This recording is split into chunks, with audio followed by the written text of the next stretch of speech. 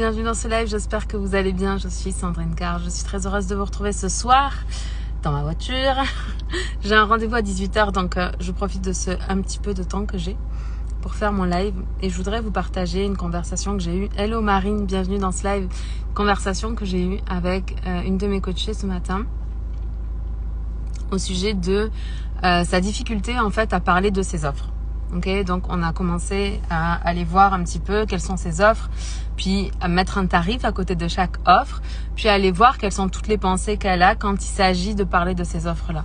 Et ça, c'est un travail que je fais systématiquement avec mes coachés parce que je veux pas que leurs pensées inconscientes, issues de leur programme inconscient, génèrent chez elles des émotions qu'on n'aurait pas pu prévenir et qui empêcheraient les actions qui sont nécessaires et appropriées pour vendre leurs offres. Et ce que je voudrais vous expliquer dans le live d'aujourd'hui, c'est qu'est-ce qui fait en fait qu'il y a des entrepreneurs pour qui vendre c'est facile, qui sont à l'aise avec la vente, qui sont à l'aise avec leurs tarifs, qui du coup font du chiffre d'affaires, et d'autres entrepreneurs qui sont tout aussi brillantes, qui méritent tout autant de réussir grâce à leur activité, mais qui pour autant n'arrivent pas à générer des revenus avec leur activité parce qu'elles ont de la difficulté à présenter leurs offres, parce qu'elles ont de la difficulté à vendre leurs services ou leurs produits, etc., etc. J'ai commencé par, on va reprendre le modèle de Brooke Castillo ensemble pour que vous compreniez comment ça se passe. Donc on est d'accord que le modèle de Brooke, c'est d'abord les circonstances qui sont toujours neutres, puis la pensée qui est l'interprétation de la circonstance, qui est issue de nos programmes inconscients, qui est issue de nos croyances. Puis cette pensée, elle va créer une émotion à l'intérieur de nous. Et cette émotion qu'elle va créer, elle va nous permettre ou pas de passer à l'action pour nous réaliser. Et les actions qu'on va poser dans ce monde vont faire en sorte qu'on obtient le résultat que l'on désire ou pas. Ok. Donc, quelque part, les résultats financiers pour une entreprise, ils dépendent des actions qu'on met dans le monde. Ok ? Vous êtes d'accord avec moi ? Sauf que ce qui fait qu'on passe à l'action ou pas, c'est les émotions que l'on ressent. Si je ressens de la joie, le message de l'émotion de la joie, c'est j'avance. Hello Pauline, bienvenue dans ce live. Mais si je ressens de la peur, le message de la peur, c'est premièrement recul et deuxièmement, l'attribut fonctionnel de la peur, c'est le besoin de protection, de se sentir en sécurité et protégé. Maintenant, si quand je me dis, ok, donc mon offre, par exemple, circonstance neutre, j'ai une offre à 2900 €, un accompagnement premium à 2900 € pour reprendre l'offre de ma cliente de ce matin. Et que quand je pense à ça, je me dis que c'est dommage parce que j'avais toutes ces croyances sous les yeux, puis comme je suis pas à mon bureau pour vous faire ce live, j'aurai pas les croyances exactes, mais ça va être à peu près ça. Personne voudra me payer pour autant d'argent, c'est trop cher. J'ai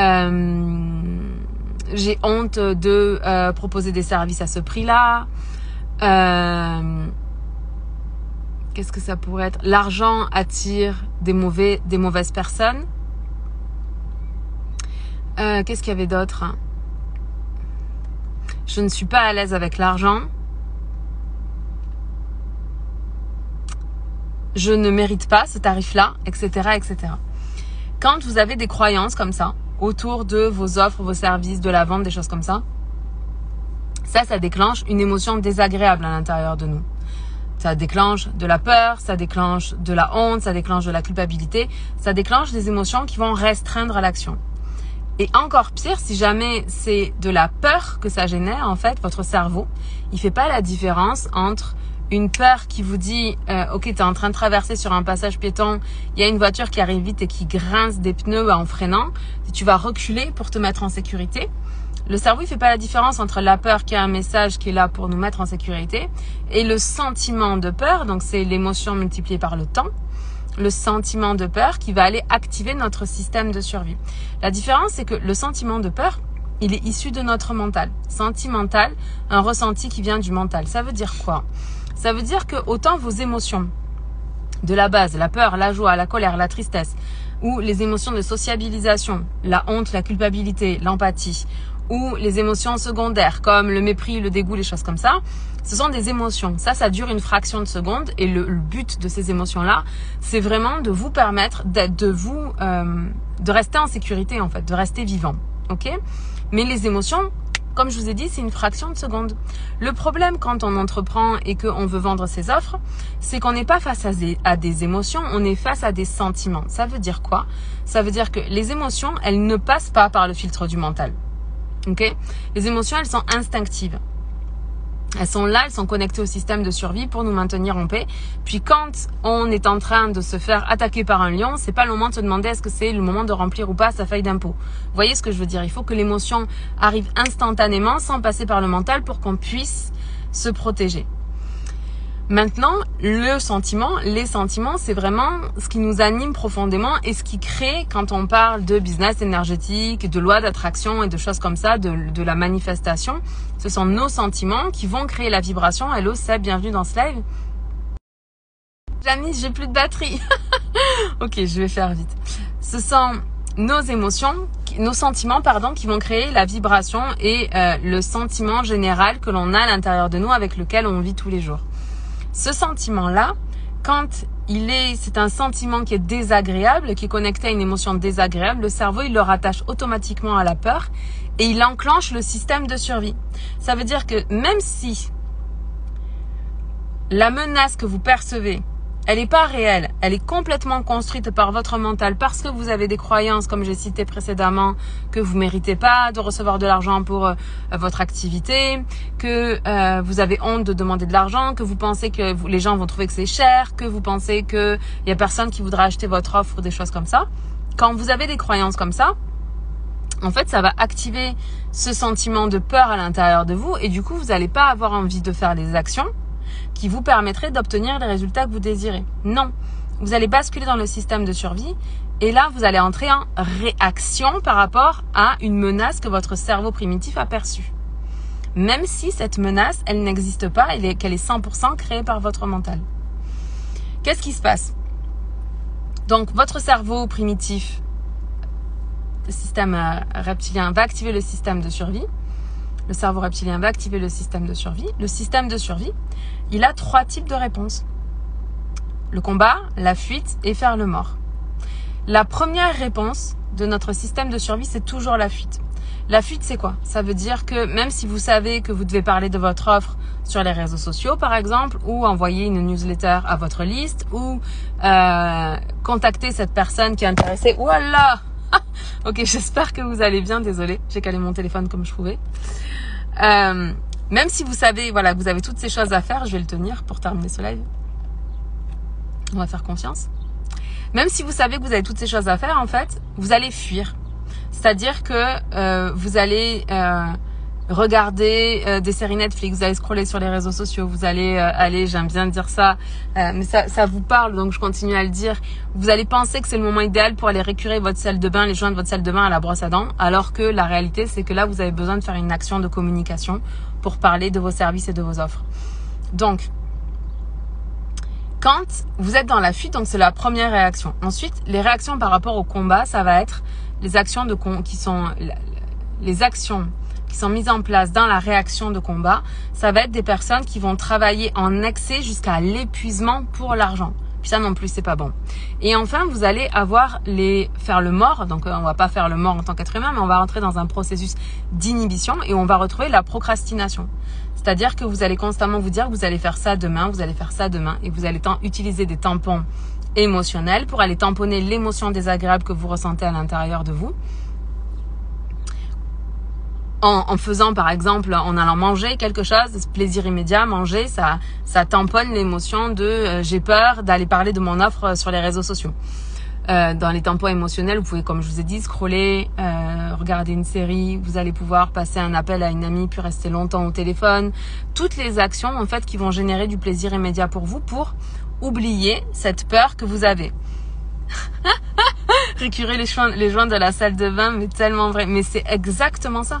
Puis si je suis capable de vous donner cette image-là, c'est parce que Quand j'étais en Master 2 de psycho et que je devais rédiger mon mémoire de Master 2, j'ai temporisé à mort, mais à mort. Genre, j'ai écrit mon mémoire de Master 2 en 2 semaines juste avant la date limite.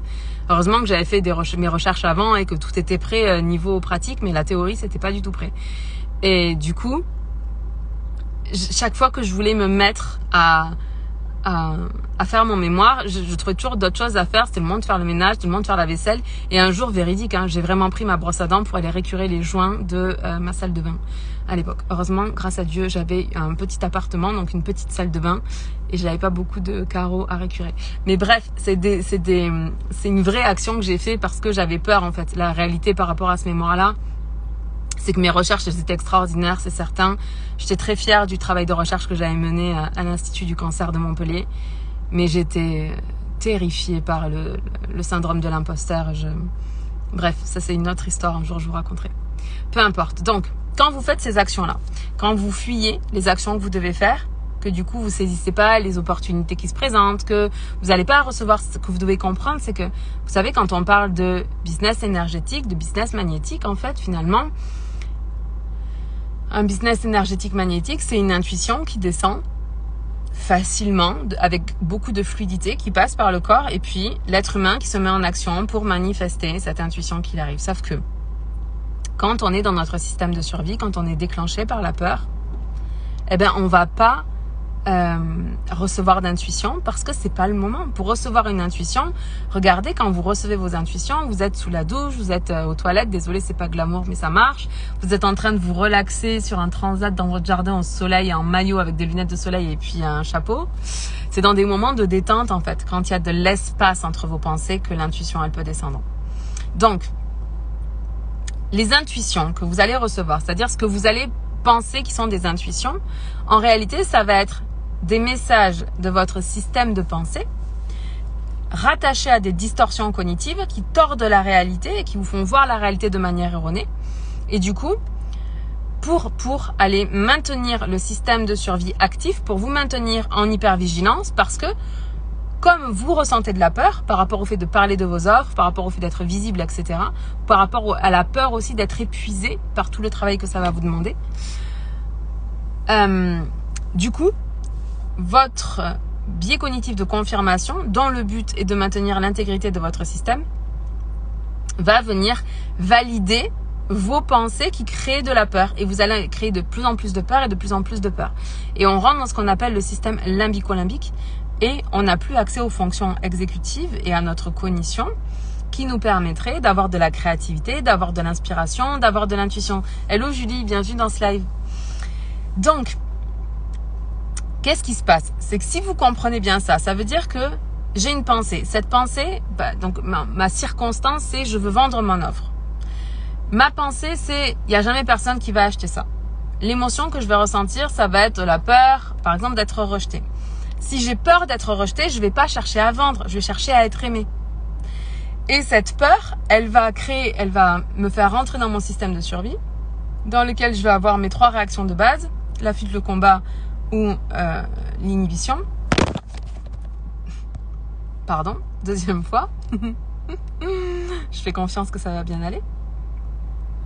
Et du coup, vous n'allez pas faire les actions que vous avez besoin de faire qui vous donneraient le résultat que vous voulez. Vous comprenez? Donc en fait, quelque part, chaque fois que vous voyez des posts sur les réseaux sociaux ou autres, des publicités qui vous disent « J'ai la méthode pour te permettre de générer 10 000 € en 3 mois, de générer 10 000 € en 1 mois.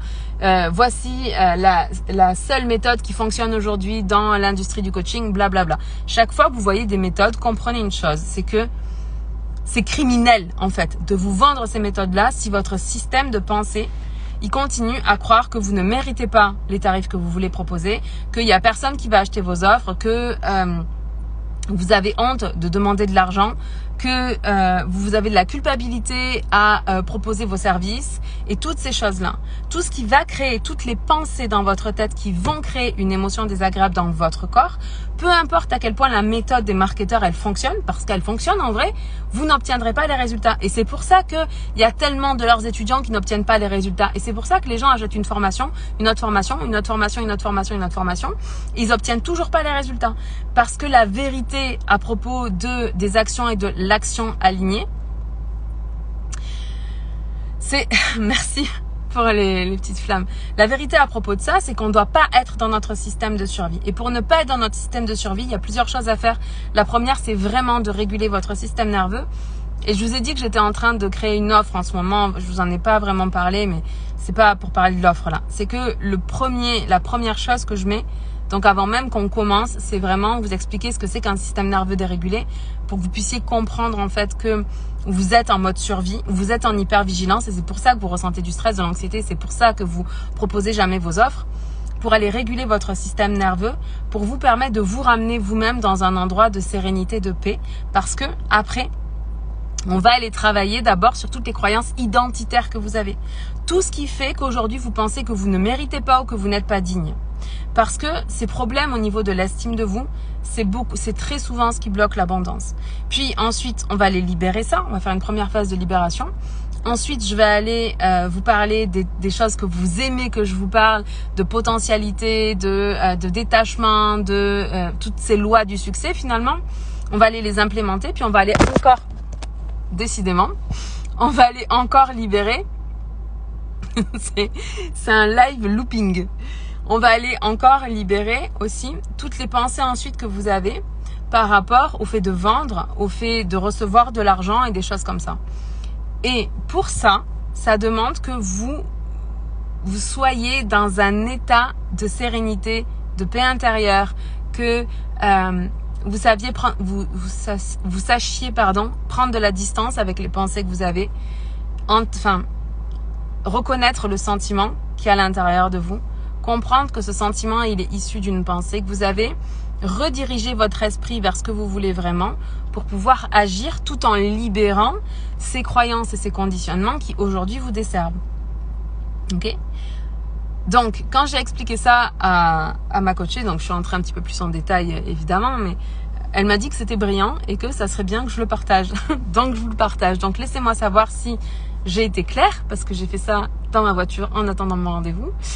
Et laissez-moi savoir si ça vous intéresse et si vous vous reconnaissez dans ces processus-là où en fait, vous êtes brillant dans ce que vous faites, vous aimez ce que vous faites, vous avez une offre qui est juste extraordinaire, puis vous n'arrivez pas à la vendre. Pour réguler le système nerveux, la cohérence cardiaque, la méditation, pour modifier les ondes cérébrales, l'hypnose directionnelle, la répétition d'affirmations positives. Exactement. Et moi, je passe aussi beaucoup par le corps en fait. Tu vois ? Le corps et la respiration, au-delà même de la cohérence cardiaque, j'augmente l'expiration. C'est-à-dire que j'inspire sur 2, sur 3 ou sur 6. Puis j'expire sur, par exemple, si j'ai pris 2 sur 4, si j'ai pris 3 sur 6, si j'ai pris 6 sur 12, tu vois. Je vais peut-être aller un peu en accès, mais vous me suivez. L'idée, c'est qu'en fait, quand on inspire, on va sécréter de l'adrénaline et de la noradrénaline. Et quand on expire, on va aller sécréter de l'acétylcholine et du GABA qui va réguler le système nerveux. Donc, on a besoin, au-delà même, quand on a vraiment un système nerveux qui est dérégulé, on a vraiment besoin d'aller en excès dans le système nerveux autonome parasympathique pour aller recalibrer cette agitation mentale que l'on a qui nous empêche d'être connecté pleinement à qui l'on est. Et après, oui, dedans, j'ai mis de la cohérence cardiaque, la méditation, mais petit à petit, parce qu'il faut comprendre l'intérêt de ce détachement, l'intérêt de capter ses pensées. Tu vois, souvent, je me rends compte que quand on est dans notre système de survie et puis qu'on se dit qu'il faut absolument qu'on génère 1 000 € ce mois-ci parce que sinon, on va pas pouvoir manger, tu vois, je me rends compte que là, demander aux gens de méditer, c'est juste pas possible. Mais quand ils comprennent l'intérêt que ça a de prendre du recul par rapport à ce qu'on est en train de vivre pour justement pas rentrer en réaction, là ça a tout son sens. Et du coup j'ai décidé de l'emmener, parce que c'est un programme que je suis en train de construire sur 2 mois, je pense qu'il va durer 2 mois. Je suis en train de l'emmener au fur et à mesure en fait, une fois qu'on a travaillé. Et les affirmations positives, je les fais faire d'une manière où en fait il y a la petite voix la petite voix rabat-joie, celle qui nous tire vers le bas en fait, celle qu'on veut déconditionner, qui peut s'exprimer, et ensuite on va libérer cette petite voix. Donc, et en même temps d'un côté on affirme et on reste attentif à cette petite voix qui nous dit que c'est pas vrai, qu'on n'y arrivera pas, nanana, et ensuite on déprogramme ça. Et pour l'hypnose érectionienne, je suis pas pratiquante, donc je sais pas ce qu'il en est, mais en effet, effectivement, les conseils de Julie sont très bons. Donc je vous les rappelle parce que vous aurez pas accès aux commentaires. La cohérence cardiaque, vous trouvez plein de vidéos sur YouTube, faites ça, franchement, ça va vraiment vous recalibrer, ça fait vraiment du bien. La méditation, si vous n'êtes pas en train de paniquer complètement, si vous n'êtes pas en pleine crise d'angoisse aussi, oubliez si vous faites de l'angoisse, la méditation, il faut déjà être assez régulé pour en faire.